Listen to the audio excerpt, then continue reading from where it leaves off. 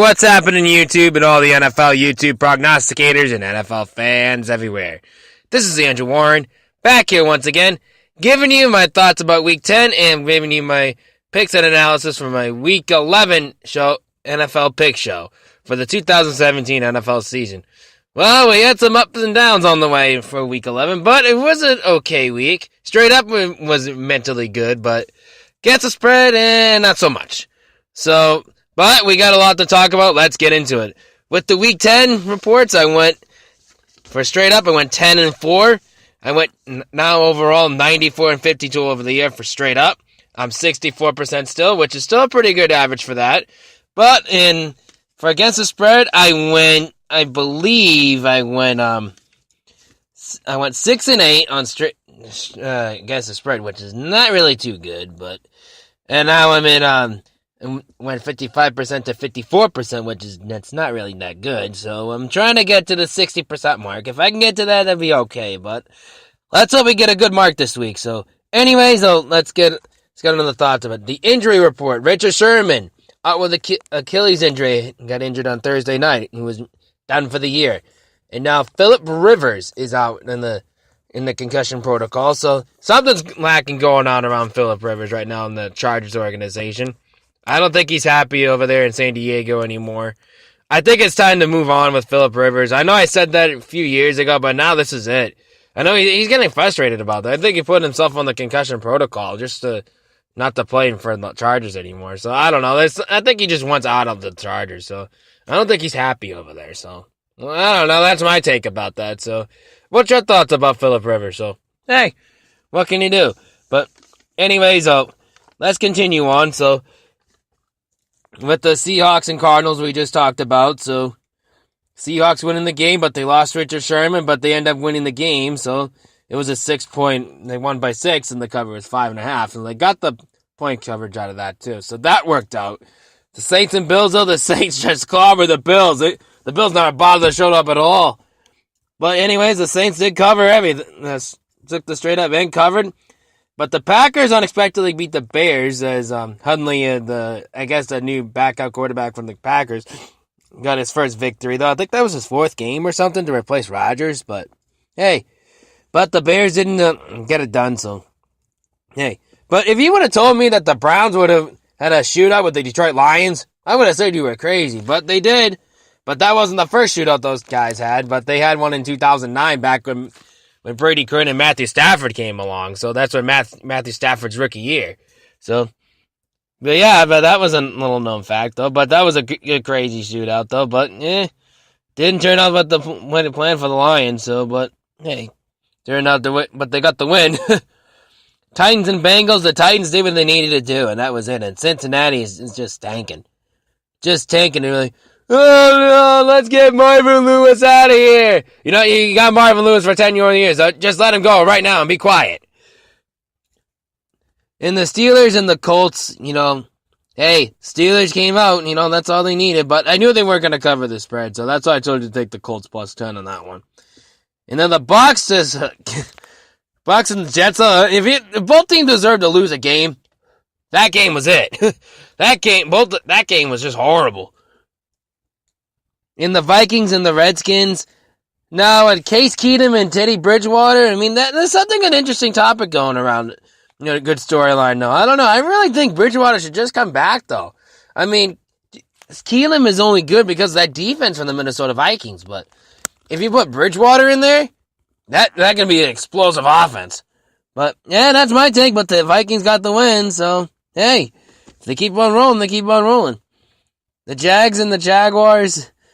the Jaguars need to do what they needed to do, but the Chargers, the Chargers should have won that game. They're plain and simple.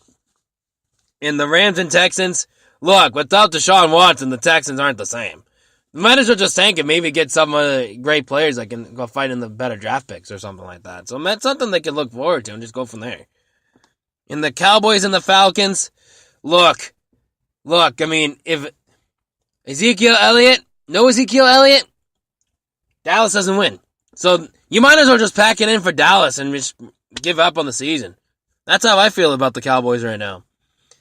Giants and the 49ers. And if Okay, I'll say this. If you lose to one of the worst teams in the NFL, you truly deserve to be one of the worst teams in the NFL. That's what's exactly what happened to the New York Giants. I think the Giants are just tanking it too. Patriots and Broncos. If you would have told me that the Broncos would have got 16 points out of that, Tom Brady and the Patriots were going to gone over 41 points against that Broncos defense, I would have said, all right, maybe that's decent enough, but I wouldn't expect it at all. Maybe like 30 points or something like that, but they ended up getting 41. That was crazy. And the Panthers and Dolphins. The Panthers did the Patriots a favor to help us to win, get that division crown, so we can catch it next week probably or something like that, if I remember right. But that's another different topic. But anyways, that being said, without further ado, let's get on to my Week 11 picks. Steelers and the Titans. All right, I'll say this: the Steelers need to do what they need to do to win. That's all. It's simple. But I'm gonna take in the Titans. They're not feeling it yet, so I'm gonna take the Steelers over the Titans. On the line is 7, so I'm gonna take the Titans plus 7 because I think this could be a tight game. Lions and the Bears. I mean, it's the battle of the wild cards. Well, the Lions are trying to fight and get into the playoffs, and it's a division rival against the Bears. And this is Mitch Trubisky's first time playing the Lions, I think. So, anyways, I'm going to go with the better quarterback rating, and that's going to be Matthew Stafford and the Lions. So I'm going to take the Lions over the Bears. I'm going to take the Lions minus 2.5. So that's the point spread is 2.5. I kind of like that, especially during the division rival game. In the Packers and the Ravens. All right, can I say this is one of the injury bowl games? I mean, this is definitely, I'm going to say this one is an injury bowl game. Because both teams are on the injury list right now. They're both injured. Well, both teams are, players have a lot of players injuries right now on both sides on those teams. But the Ravens are favored in this game. I'm not going to go with the Ravens in this game. I'm going to take the Packers over the Ravens. The point spread is 1, but I'm going to take the Packers plus 1. In the Bucks and the Dolphins, this is the makeup game from Hurricane Irma for Week 1. This is a kind of a disappointing team, the Buccaneers right now, but we got the Dolphins who have doing, Dolphin things, Yeah, they got Jay Cutler as the quarterback. They're doing Jay Cutler crap, I should say, anything else, but, That being said, I'm going to take the Bucks over the Dolphins because I don't trust the Dolphins at all. I'm going to take the Bucks plus 3.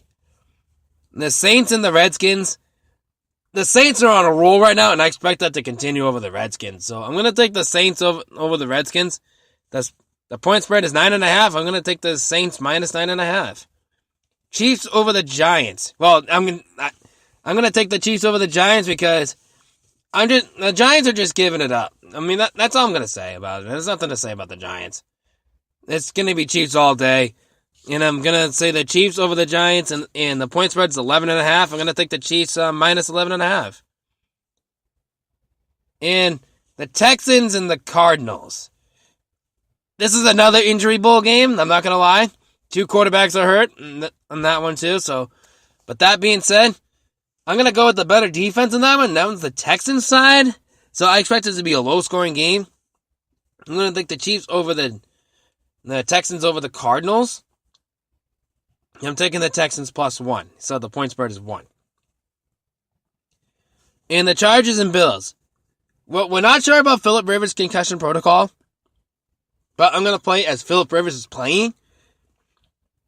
But if Phillip Rivers is not playing, I'm going to take the Bills over the Chargers. But right now, latest I'm hearing that the Phillip Rivers is playing. So I'm going to take the Chargers over the Bills. But the point spread in this one is 4.5. That's a little much for me to take the Chargers in that one.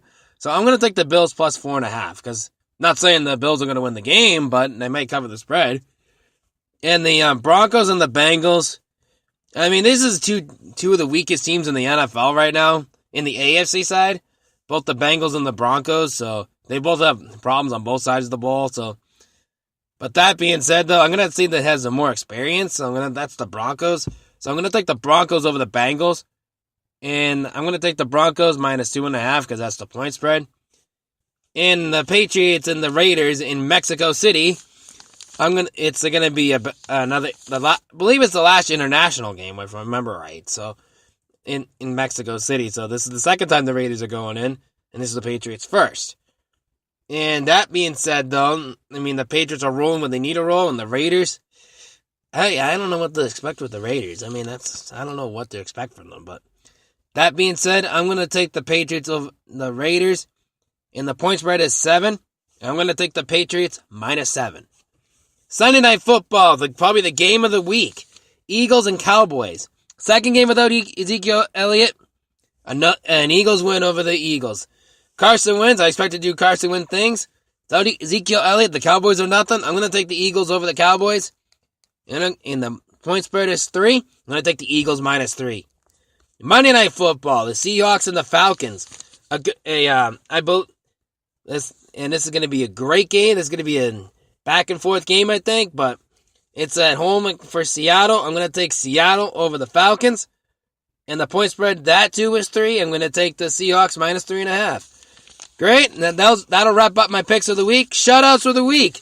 I'll give you a shout out for the Waterboy Report. Check his videos out. He is a really good guy to talk to.